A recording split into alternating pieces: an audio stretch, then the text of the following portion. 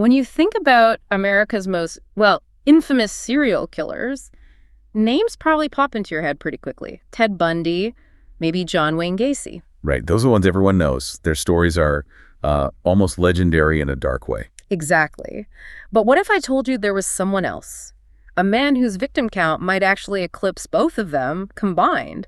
And yet, he operated mostly in the shadows for decades. It sounds almost unbelievable. It really does. Today, we're doing a deep dive into a truly astonishing case, Samuel Little. He's now seen as potentially one of the most prolific serial killers, not just in U.S. history, but, well, possibly world history. The scale is just staggering.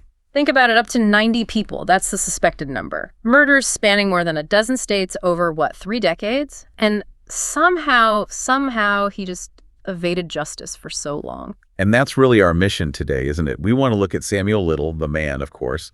But maybe more importantly, we need to unpack how. How could a criminal like this operate on such a scale, undetected, for that length of time? What allowed this to happen? Exactly. What does this case tell us about the gaps, the blind spots that existed back then, and maybe, still exist in some ways? Okay, so let's start at the beginning. Samuel Little's story, it really does begin kind of in the shadows. He was born in Georgia in 1940. Mm-hmm. And there's some thought he might have actually been born while his mother was incarcerated? Right. He ended up being raised by his grandmother in Lorain, Ohio. He went by Samuel McDowell then. And his troubles with the law, they started young. Really young. How young are we talking? Just 16. His first arrest was for burglary. He did time in a youth institution, got out, and then, boom, months later, arrested again, breaking and entering this time. So a pattern starts emerging pretty early on. Definitely. And his late teens, early adulthood, it was marked by this increasingly transient life. He moved around a lot. In his late 20s, he was in Florida for a bit, living with his mother. He had some jobs, Dade County Department of Sanitation, later worked at a cemetery. But from Florida, he really started to travel more widely, and that's when his criminal record just explodes.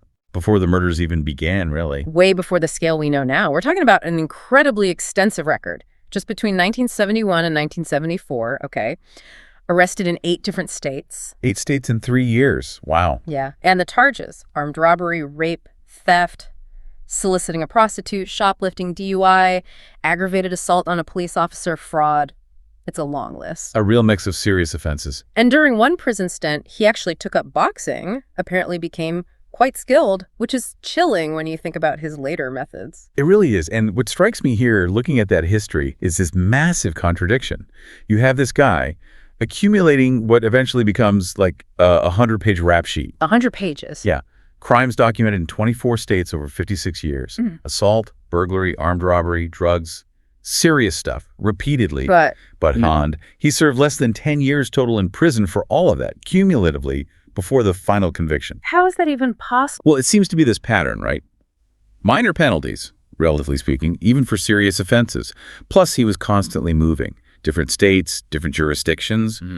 Back then, the systems weren't connected like they are today. So he could essentially slip through the cracks. Exactly. Fly under the radar. Yeah. He was never held in one place long enough, or the dots weren't connected across state lines effectively. It allowed him to keep going. That lack of connection, that ability to just disappear and reappear, it's deeply disturbing. And it's during this time, while he's racking up these other offenses, that his killing spree really takes hold. The timeline is horrifying. It's believed now he murdered possibly up to 90 women. The main periods seem to be between 1970 and 1982, then maybe a pause, and then again from 1989 right up to 2005. And his method? Brutal.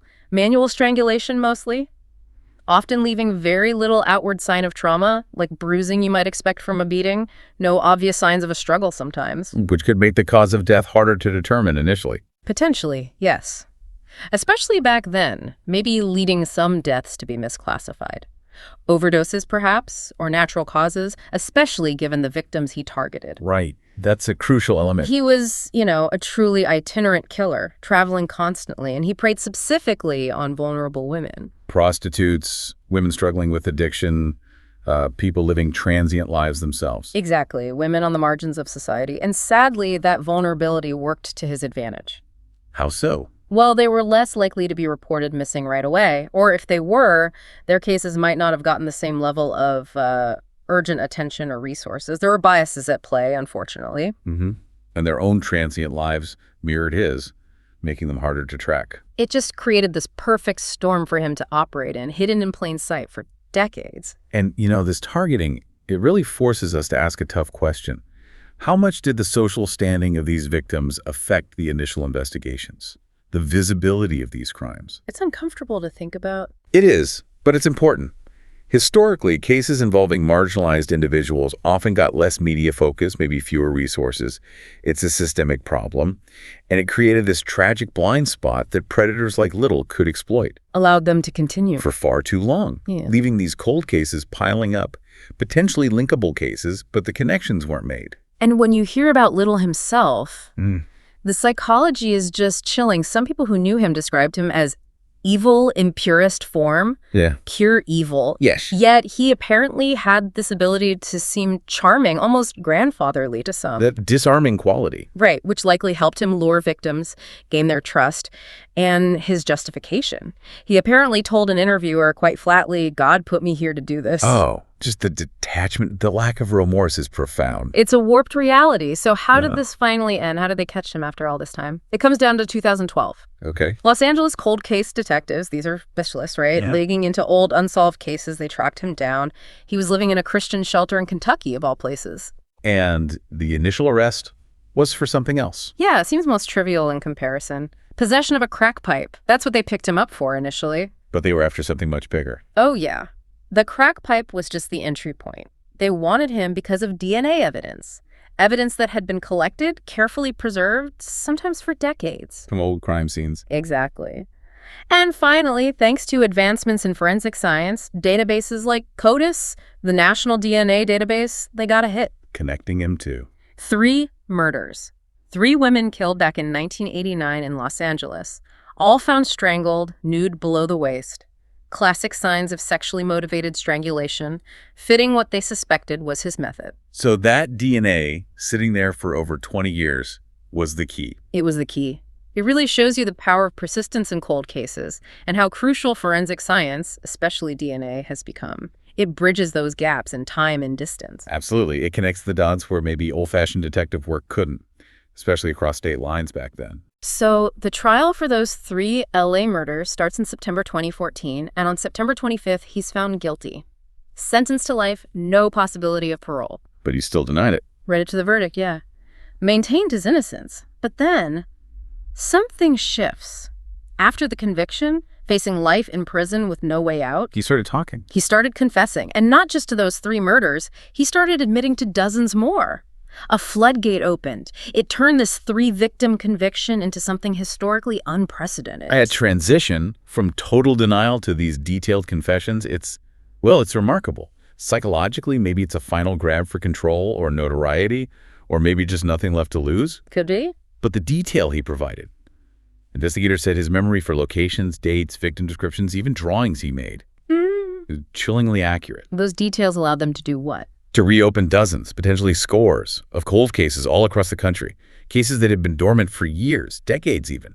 To finally tell families, we think we know what happened. To offer some measure of closure, however painful. And the sheer number, the scale of these confessions is just mind-blowing.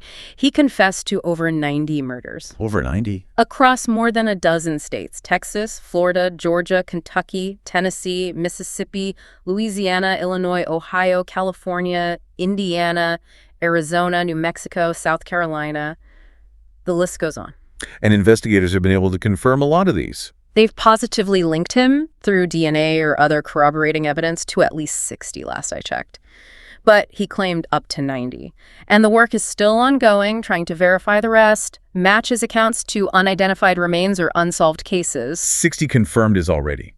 It puts him right at the top of the list of prolific serial killers in the U.S. Absolutely. It's just horrific. Think about it. Committing this many murders over 30 years, never doing more than 10 years in prison for anything else, just constantly slipping away. It's flying under the radar. Until 2012. And then, only after he's locked up for life does this torrent of confessions come out. It's almost too much to comprehend. And it's still active. Investigators are still working these leads. Right. More victims might still be identified. It's a sobering case, isn't it? It really forces you to confront how a predator like this could operate unseen for so long, leaving this just devastating trail behind him. It highlights failures in the system, communication between states, maybe how seriously certain types of cases were taken. And it really underscores the value, the critical importance of cold case units, of never giving up, and of course, the power of DNA evidence now. Absolutely. And it leaves us with a really crucial question, I think.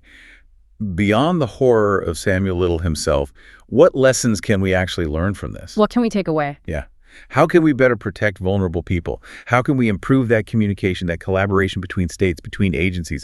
How do we make sure every victim, no matter their circumstances, gets the attention and resources needed to prevent something like this decades-long undetected reign of terror from ever happening again? That's a heavy question, but a necessary one. It really is. It demands that we keep looking at our systems and trying to improve them. Well, thank you for joining us on this really quite shocking deep dive into Samuel Little. As we mentioned, this case is still developing in some ways as investigators work to identify all his potential victims and bring final closure. We encourage you to stay informed. Indeed. If you found this exploration into this complex and frankly terrifying case insightful, please do like, share, and subscribe to The Deep Dive. We explore complex topics like this regularly. Until next time, keep digging deeper.